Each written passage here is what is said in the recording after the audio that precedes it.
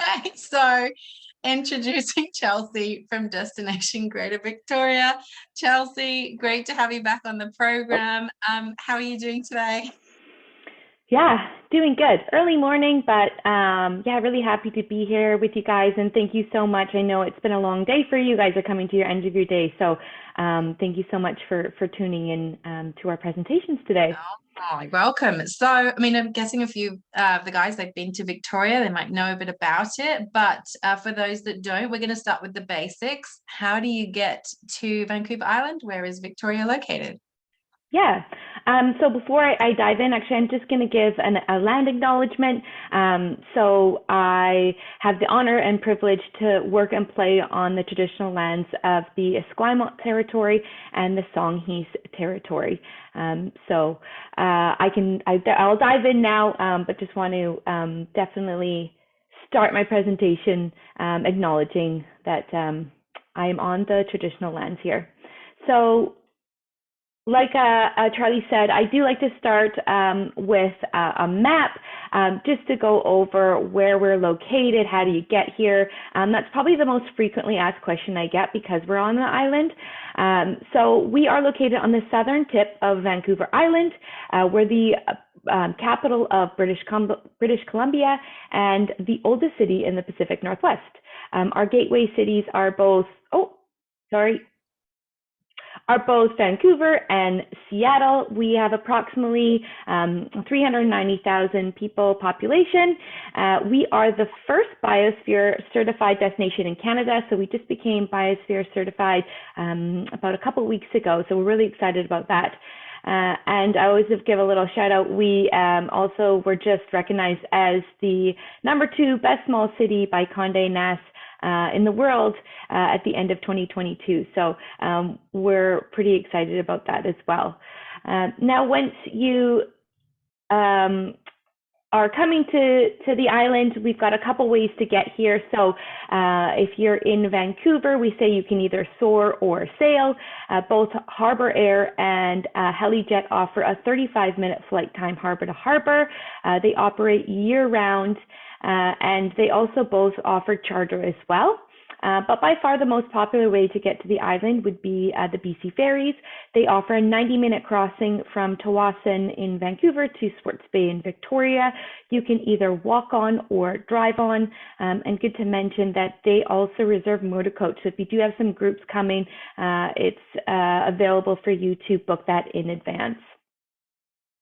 And then if you have clients maybe in the Pacific Northwest doing a tour down in Washington and they want to pop over Victoria, again, they can soar or sail. With Blackball Ferry Lines, they can either walk on or drive on. And also both, you can bring your bike too, so that's an option as well. It's a 90-minute crossing from Port Angeles in Washington to Victoria on the Blackball Ferry Line, or you can do Kenmore Air, which is a 45-minute flight time in the float planes, kind of the equivalent to our Harbour Air, but the American version, landing right in the inner harbor. Or we have the FRS Clipper, which is a 2-hour and 45-minute sailing from Seattle to Victoria in a beautiful luxury boat, and you might even see whales on the way. And then if you have clients coming on a cruise ship, they're doing maybe the Alaskan cruise, they'll arrive at our Ogden Point terminal. This terminal is about 15 minutes walking distance from the inner harbor. And as Canada's busiest cruise ship protocol, this year we have over 350 cruise ships coming to Victoria. And then lastly, we have our YYJ International Airport. Our airport services domestic and international flights. And this is the airport that they would be arriving at.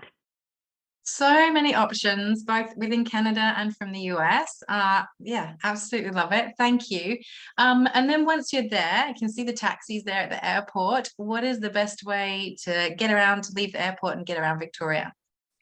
Yeah. So if you're arriving by the airport, best way would be taxi service. We don't quite have Uber yet. I think it's in the pipeline, but right now the best way would be taxi. If you're arriving at the cruise ship, there is a cruise ship shuttle offered by Pacific Northwest Transportation Services. They run every 15 minutes for guests, dropping right off in a harbor. And then if you're arriving via the Tawasin terminal, the Swartz Bay terminal from BC Ferries. You can either taxi, there is public transit, or there is also the option of the BC Ferry Connector. So the Ferry Connector offers a motor coach service picking up in a few spots in Vancouver, a hotel, airport. It goes on to the ferry, and then it will drop off right downtown Victoria, and that goes both ways. So that's the BC Ferry Connector. So a number of options, but then once you're in the inner harbor and in our downtown, we're really a walkable and bike-friendly destination. So everything is about a 15-minute walk or bike to get to. So really, you don't need a car to get around. You really walk or bike or kabuki, or there's a number of pedal bikes, or horse-drawn carriages. There's a number of ways to get around right in the inner harbor. Cool, thank you. We're going to head into the destination now. So what is Victoria best known for?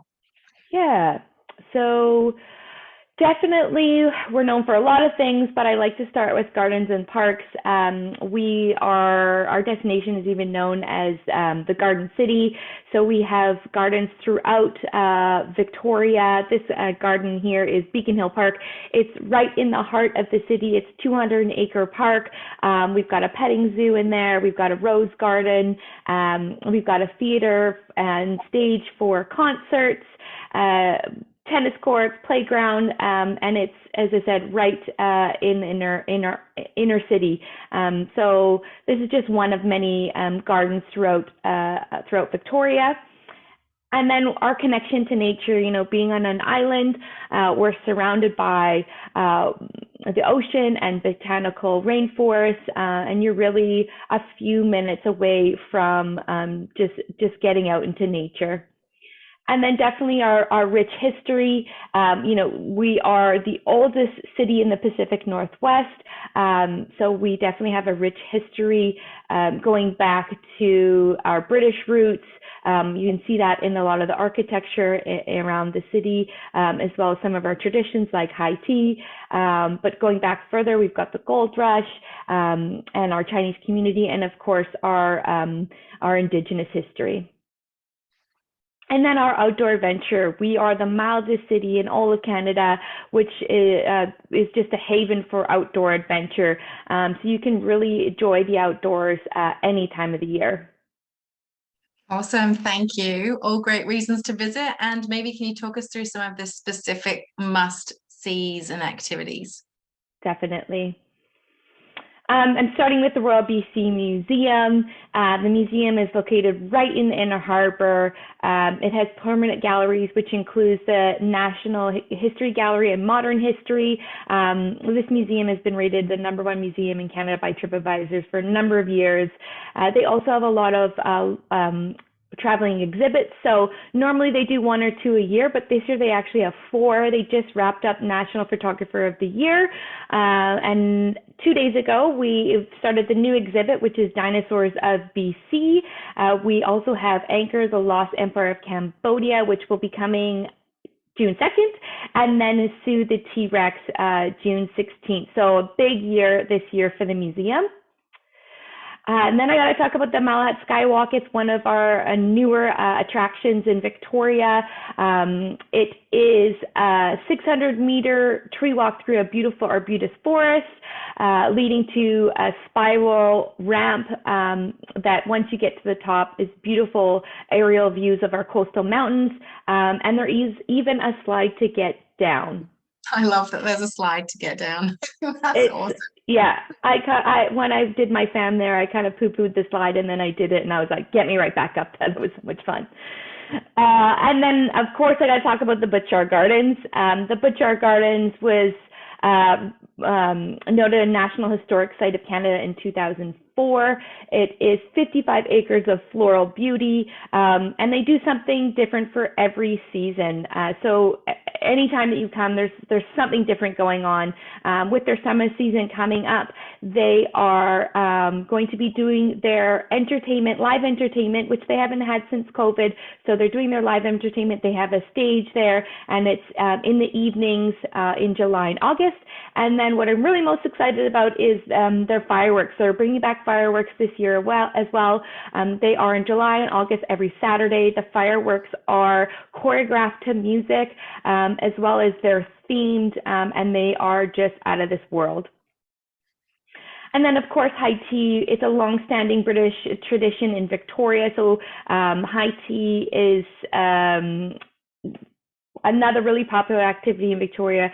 A number of places offer high tea. This picture here is high tea at the Empress, which is probably the most well-known, but really there is high tea ranging in price and menu selection at a number of different places. So lots of unique options for you. And then shopping in markets. I mean, with summer coming up, there's going to be plenty of markets to go to, but with our mild weather, we have markets all year round, but definitely some of those seasonal markets are starting to come up. And then with shopping in Victoria, this is a picture of Lower Johnson. Us locals call it Lojo, but this is where you're going to go for all your boutique shopping. We don't have a lot of those mega malls, but what we have in plenty is boutique shopping, so unique to Victoria. And then, of course, our Fisherman's Wharf. Fisherman's Wharf is about a 15-minute walk along the Inner Harbor, or quick water taxis you can see in this photo. Fisherman's Wharf is a floating house community. You can do everything from whale watching from Fisherman's Wharf to having some of the best fish and chips to kayaking. So it's a great afternoon activity. And then our Chinatown in Fantan Alley, we have the oldest Chinatown in Canada and the second oldest in North America.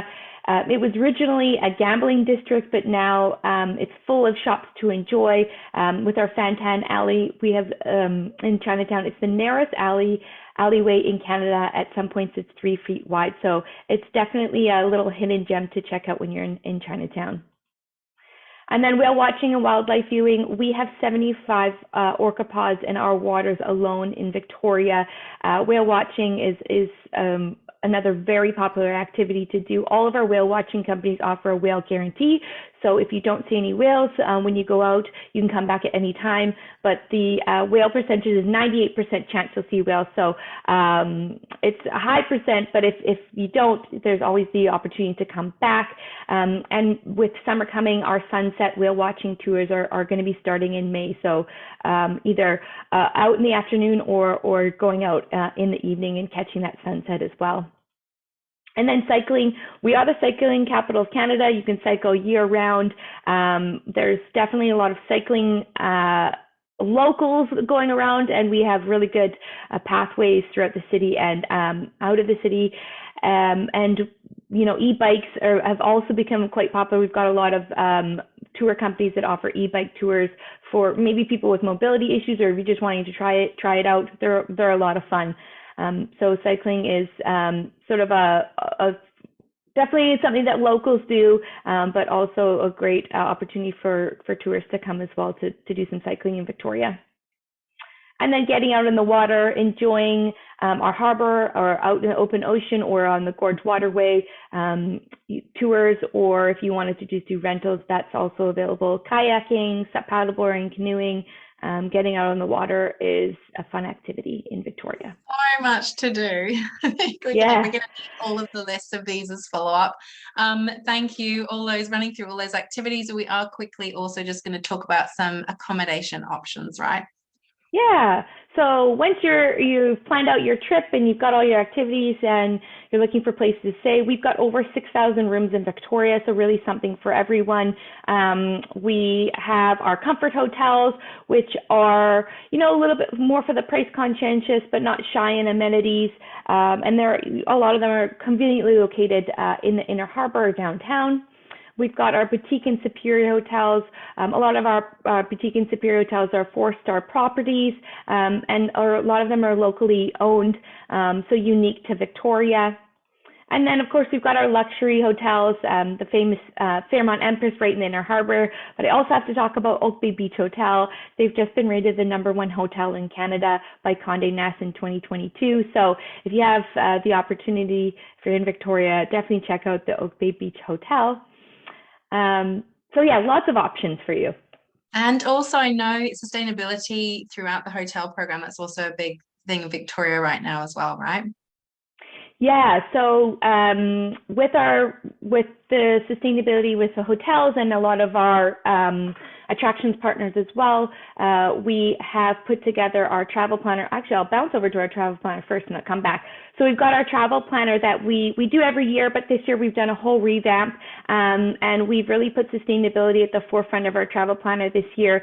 And in our travel planner, there's itineraries as well as some great maps, but also a listing of our hotels, which we've listed as either biosphere certified or biosphere committed, which I touch on about our biosphere certified destination as Victoria, but a lot of our hotels are moving forward in that direction as well. So we want to list those because, you know, it's an expectation now for our industry, not something that, you know, is something that is, it's really important now with sustainability, and I think it's, we're expecting that now, and it's not just something that not every destination does. So yeah, we're helping support that with our members. We've got a team that is set up to support our members to get their biosphere committed and certified certification. So and then I just want to provide some other resources. So if you're going to our website here at tourismvictoria.com, we have some sales support information, so itineraries. You can sign up for our travel trade newsletter, as well as if you need some imagery, you can sign up for our image bank. And then on the website, not just on our travel trade portal, but on the rest of our website, there's a lot of great blogs and other support material for you guys. And that's it. So if you have any questions, this is my contact here. I will obviously be following up with an email, but yeah, please feel free to reach out at any time. Awesome. And thank you so much, Chelsea. That you has a lot of information in a short space of time. Well done. Yes.